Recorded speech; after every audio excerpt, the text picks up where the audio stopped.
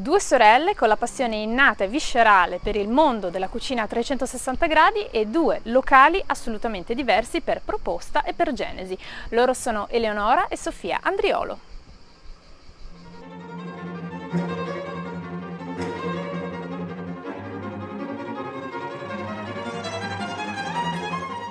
Io sono Sofia e io sono Eleonora. Siamo due sorelle e siamo entrambi nel settore della ristorazione e per quello che mi riguarda la passione sicuramente è nata grazie alla mia famiglia e a mio papà e anche a mia sorella, al quale comunque essendo la più piccola ho potuto osservare all'inizio della sua carriera. E io sono più appassionata per quello che riguarda il gestire la sala e quindi il rapporto con i clienti. La mia passione nasce, anche la mia, grazie a mio papà. Ho fatto un percorso di studi diverso da questo, perché in realtà sono ragioniera, però dopo ho seguito la mia passione e ne ho fatto il mio lavoro.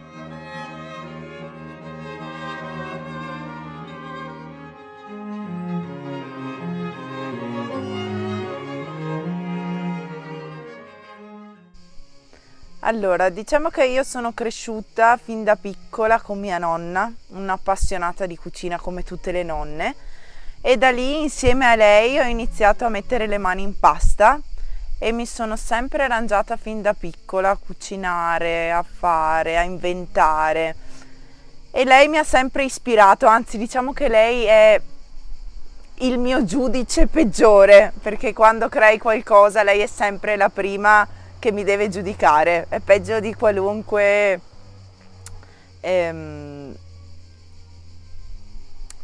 critico, diciamo. Lei è la mia più grande critica.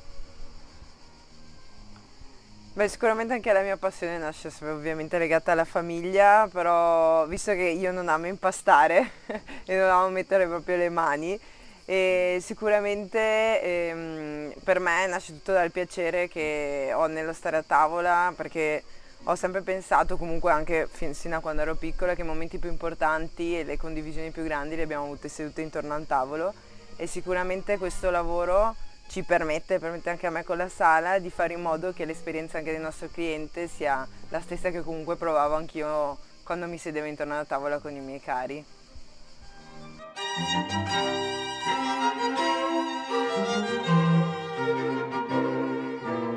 Allora, il locale, diciamo, in mia gestione è l'Alchimista del Gusto, che si trova a Grumolo delle Badesse, quindi siamo più in basso.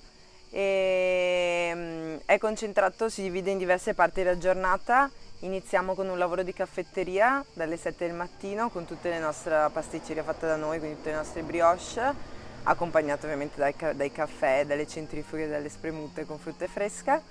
E facciamo le pause pranzo e dopodiché la sera riniziamo con i nostri aperitivi, che sono sempre accompagnati da qualche cicchetto particolare, sia di carne che di pesce o anche vegetariani, per continuare poi con la cena e il nostro menù alla carta, che offre sia carne che pesce, e se qualcuno vuole lo aspettiamo anche per un post cena, quindi per bersi un cocktail o rinfrescarsi. Acchiappagusto nasce nelle colline vicentine, è una vecchia osteria che abbiamo preso, ci siamo innamorati della terrazza e l'abbiamo ristrutturata tutta.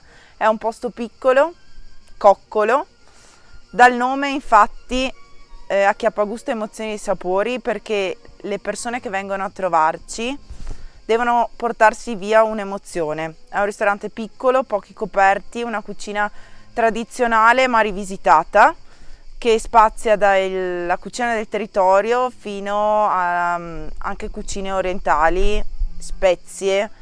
È un misto che però ti lascia comunque un'emozione.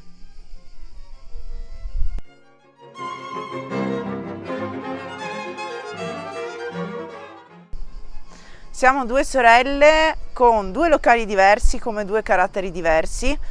Ci scontriamo molto, però riusciamo sempre a trovare un punto di incontro e questo ci aiuta tanto, perché avendo due caratteri diversi riusciamo a mettere insieme due idee completamente diverse. Sono d'accordo, però diciamo che sicuramente in tutto questo ci aiuta nostro papà, perché con una grande pazienza ci ha sempre aiutato a trovare il nostro punto d'accordo e ci sostiene sempre. Sicuramente credo che ci possiamo definire quasi complementari, sia dai caratteri sia anche come si dice, dai ruoli che abbiamo all'interno dell'attività, e ci sosteniamo anche, quindi anche se litighiamo credo che un po' di forza ce la facciamo a vicenda.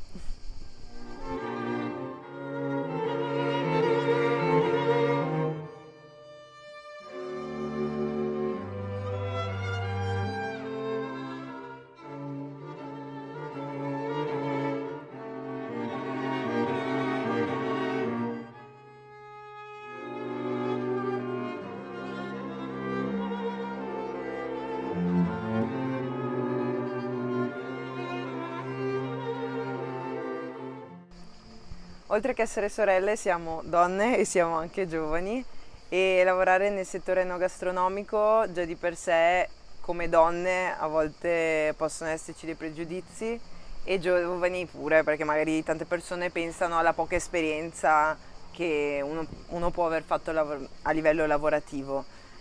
Il territorio può essere insidioso, ma allo stesso tempo può darti grandi soddisfazioni, perché sicuramente è un territorio esigente che ti chiede novità, però bisogna, diciamo, saperla mediare, saper introdurre anche le novità nel modo giusto per farsi capire e credo per farsi esprimere, per esprimere anche il nostro pensiero.